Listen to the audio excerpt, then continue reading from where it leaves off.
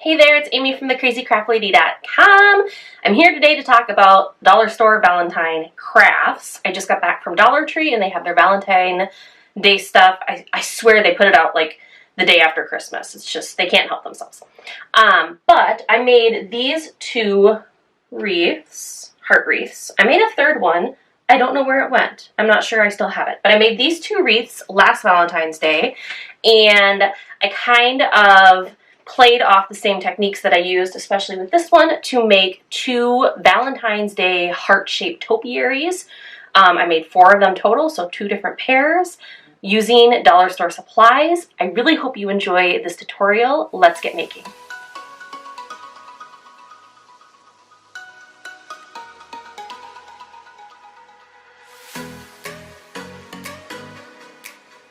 Alright, so we are going to record the audio in real time as I make this in an effort to streamline my video editing process because I am the slowest video editor on planet Earth.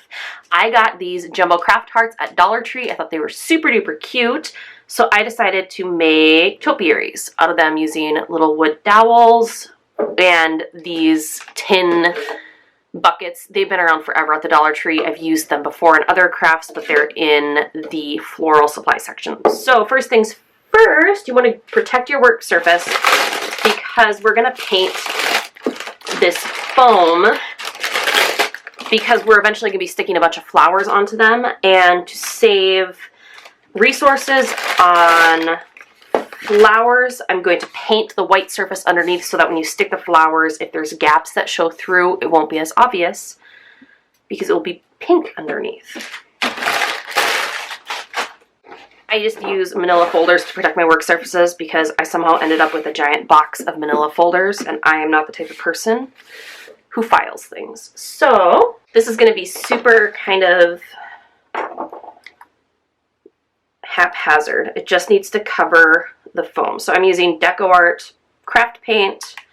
This is carousel pink and baby pink, but use whatever you've got on hand. And I'm just going to use a wide flat brush. This is a 1.5 inch from Plaid. I prefer using a 1-inch brush, but because I don't take good care of my brushes, wash your brushes, people. Be nice to them. They're all looking a little grungy. So if you guys have a recommendation for a really good flat 1-inch brush, something like this that is 1 inch, leave a comment and let me know because I'm on the hunt. I have some in my Amazon cart, but I'm not ready to pull the trigger. And this is the most ridiculous reason why. They have a blue handle. I really want something with a black or a wooden handle because my neutral loving heart, I don't think could handle like bright blue in my craft supplies. I know it's the most ridiculous reason, but you know, I am the way that I am and I own it and it's not going to change. So anyway, on the hunt for paintbrushes. Okay, so I'm just going to paint this entire surface. In reality, like if you're paint the whole thing, but like no, in reality, probably like only one side is going to show if you're going to put this topiary like on your mantle or on a shelf, right? It's like when you decorate the Christmas tree, only like one side actually has to look good. The back side is like the redheaded stepchild or something. Okay, and then my secret for when I'm painting items that have 2 sides on them and I want to paint both sides at the same time without having to wait for them to dry is parchment paper. So just lay out a sheet of parchment paper and set your item on it because then the paint does not stick. Like, so if this were a wet surface and I set it down on, you know, if you're using cardboard or newspaper to protect your work surface, whatever, right? Like that would stick and it would get really messy. But parchment paper is non-stick, so you can paint both sides, especially on something that doesn't have to look perfect because we're going to cover it with flowers anyway. Just lay your item on parchment paper and then you can paint both sides at the same time, and it saves you a bunch of wait time waiting for stuff to dry. So I'm just going to speed this up. I'm going to paint both hearts and then let it dry, and then we'll move on to the next step.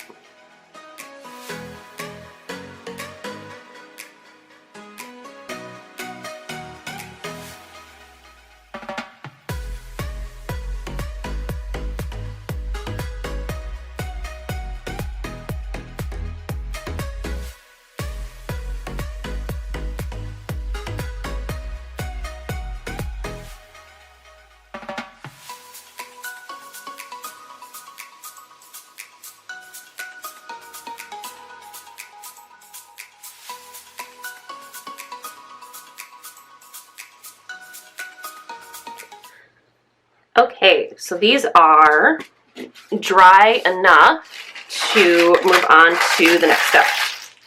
So we're going to cover these in flowers. I think I'm going to add the wooden dowel last so that it's more secure, but I think I have 12 bunches of flowers. So the plan would be to do 6 for each and then cross our fingers and hope I have enough. That's a good plan, right? Okay, so what we're gonna do, and I think I'm gonna keep the leaves on because then I'll have more filler. And this is very similar to what I did with my Valentine heart wreath last year. I took a wreath form, like a metal wreath form, and I stuck a bunch of foam on it, and then I just like stuck all these flowers in. And I think what I did before is I did all the flowers first, and then I went back and I added the leaves. So let's get going. I'm just going to put a dab of hot glue and then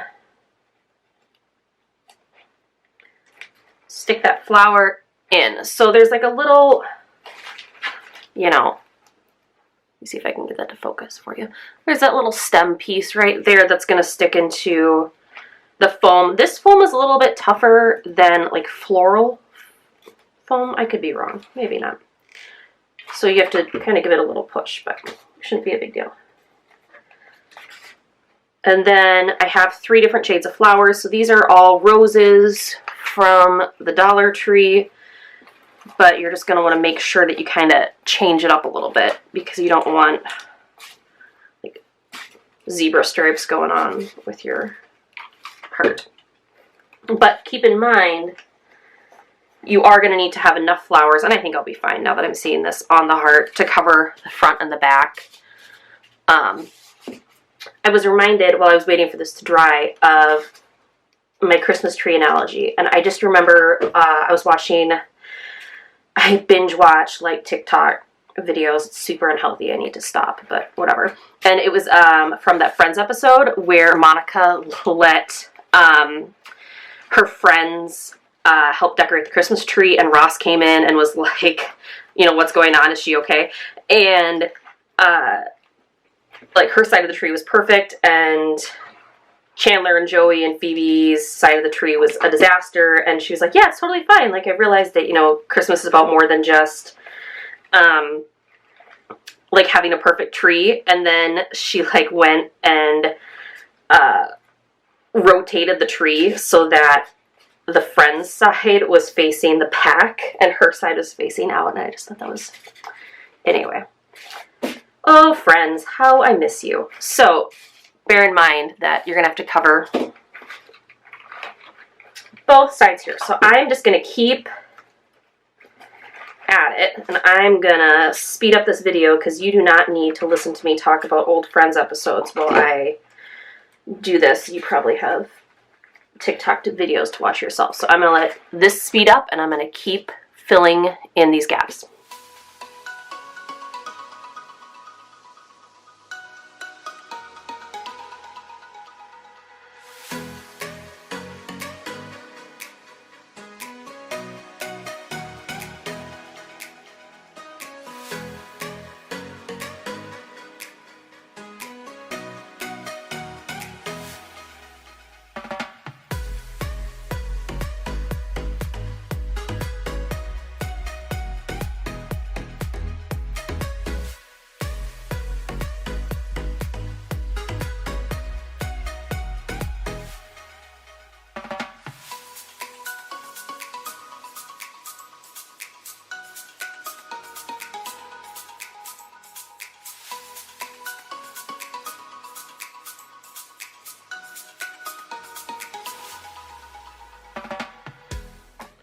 So here we have my, I think I used half of my flowers. Okay, so I have my other half for my other heart here. But as you can see, it did not cover all the way. Now, if you want this to look, if you want this Christmas tree to look perfect on both sides, you can fill it with flowers. But I don't want to have to go back to the dollar store and buy more, so I'm going to just have this be facing forward. Choice is totally yours. But now I'm going to come in with some of these leaves, and I don't think I'll use all of them, especially because when I pulled these off the stems, I wasn't being super gentle. And I will try to show you here, like some have the plastic thing and some of them lost the plastic thing. So if it lost the plastic thing, that one's going into the trash. But just kind of fill in, and there's not a whole lot of gaps, but if there's any little gaps here, I'm just gonna fill them in with leaves. And I love, so like I said, I used the same technique on a heart wreath last Valentine's Day, and it was in like a compilation video that's been really popular this year. Compilation video, I made 3 different heart wreaths in 3 different styles, and by far the feedback has been people like the floral wreath the best. And even though it was up against a drumroll please, black and white buffalo check wreath, which is like my bread and butter and speaks to my soul on like a whole different level. Anyway, the floral was the most popular, and I'm inclined to agree because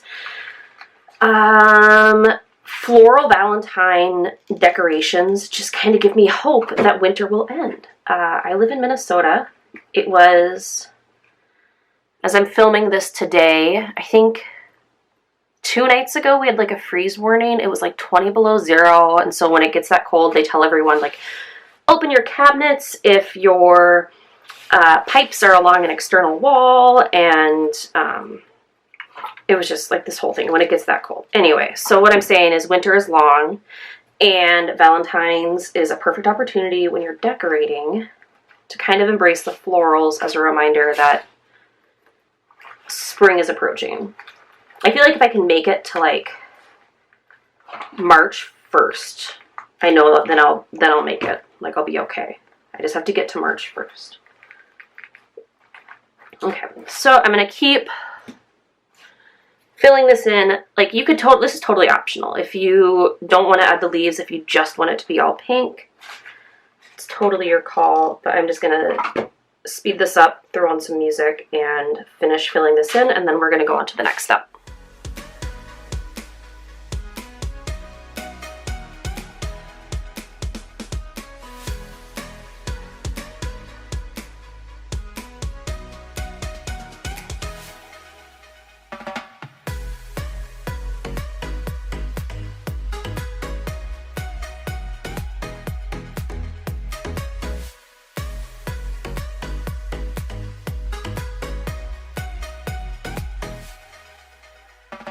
All right, here we have it.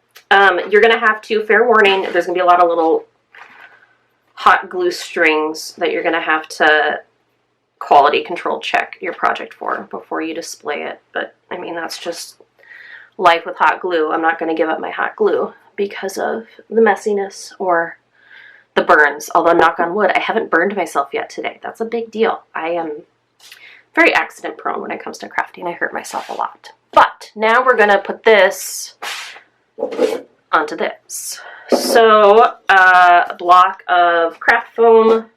I don't love using foam, but I'm doing it today. Sorry, Mother Earth. Please forgive me. Okay. All right. Just gonna.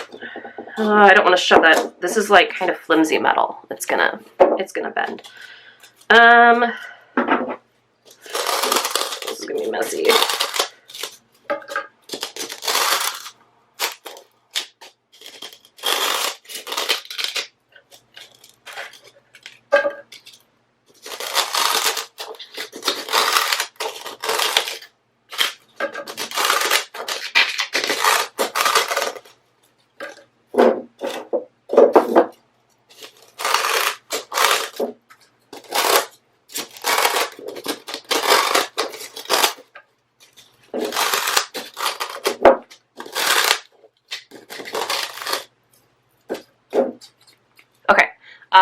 These are my Fiskars crafting shears. I'm obsessed with them. I never realized I would have such strong opinions on scissors until I guess that's maybe the stage of adulting I have opinions on scissors. These are Fiskars crafting shears. I use them for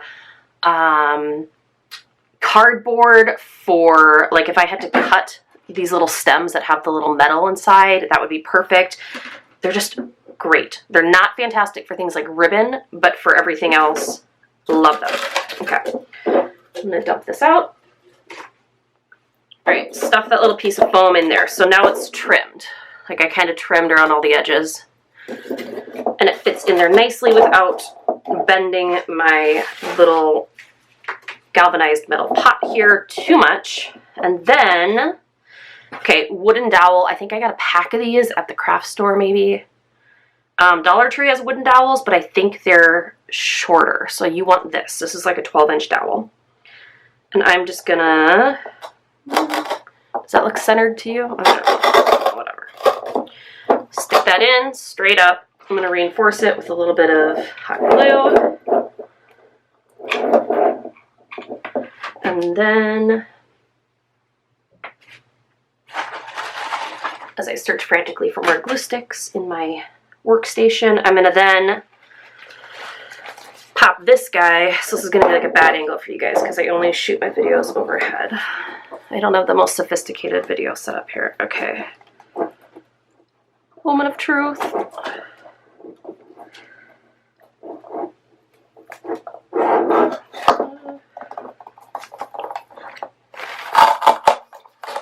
Oh, hear that crunch. Okay, there we go. All right, so this is what we've got. It's in there. It's just you can't tell from this angle. And it's very top heavy. So I'm gonna have to, I think I'm gonna have to hot glue. Okay. This.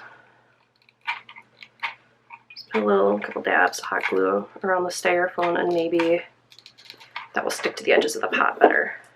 And then I'm just gonna hold that in place for a second while it, oh yeah, much better. Okay, so add a little bit of hot glue around the edges of your styrofoam, and that's gonna hold that in place. And then, I wasn't really sure what I wanted to fill my pot with, but I do have filler, and you can use whatever you want. This is like, this has been in my craft stash for, I think I've moved at least once with it, which is not a good sign. So I'm just going to use it because I want it used up.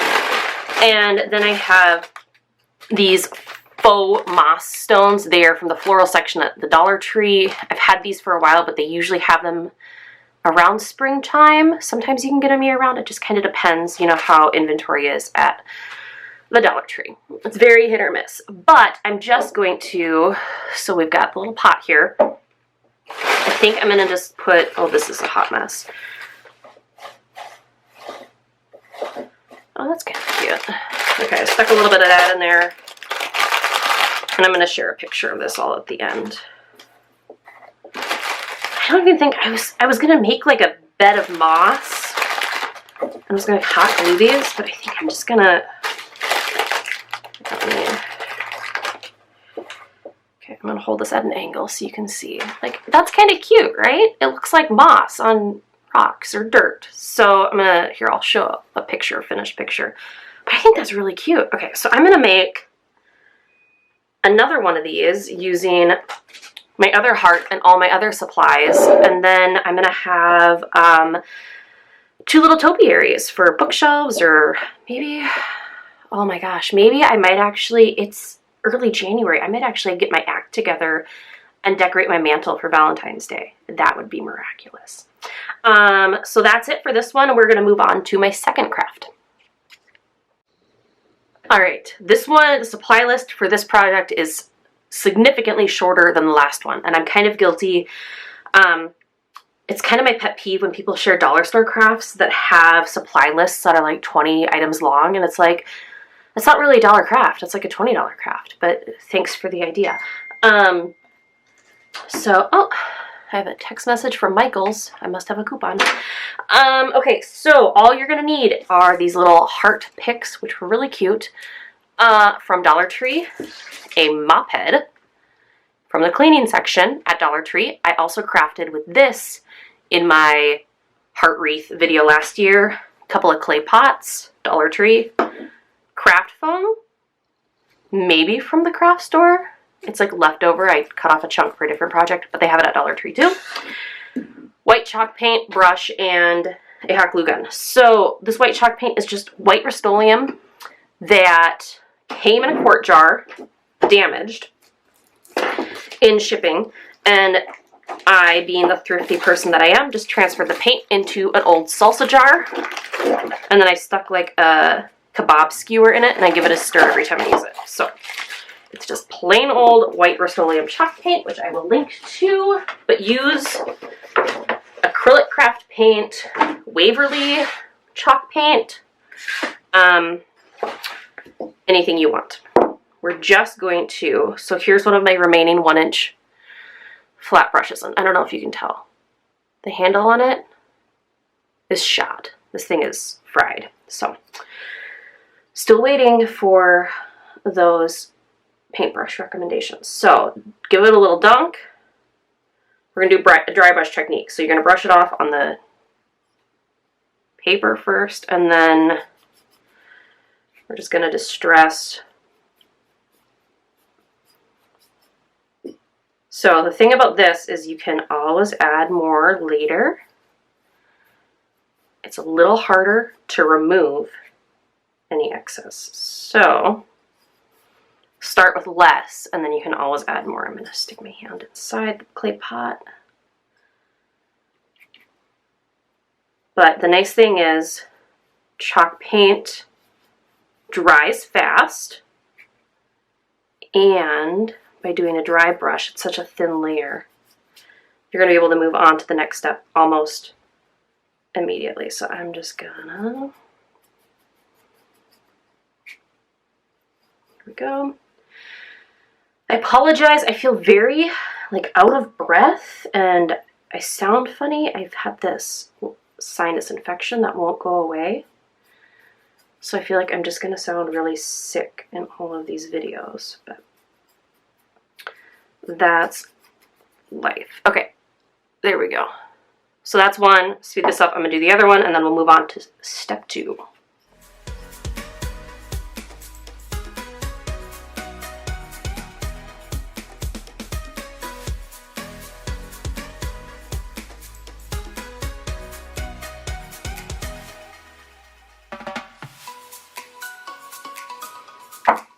Alright, there we have it.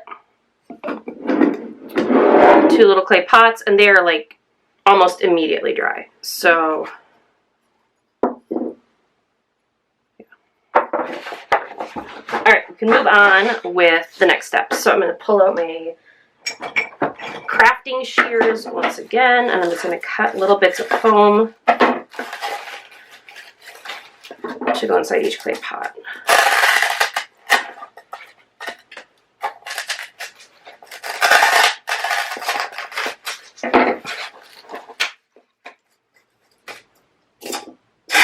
There's got to be a less messy way to do this, right? So, I need recommendations. 1, 1-inch flat paintbrushes, and 2, a less messy way of cutting foam. So leave me a comment if you have a solution to either one of my problems. Oh, it's really loud. I'm going to have to turn the volume down on that. Okay. Ooh. Paint on my table. Okay, so we just have a little piece of foam in here.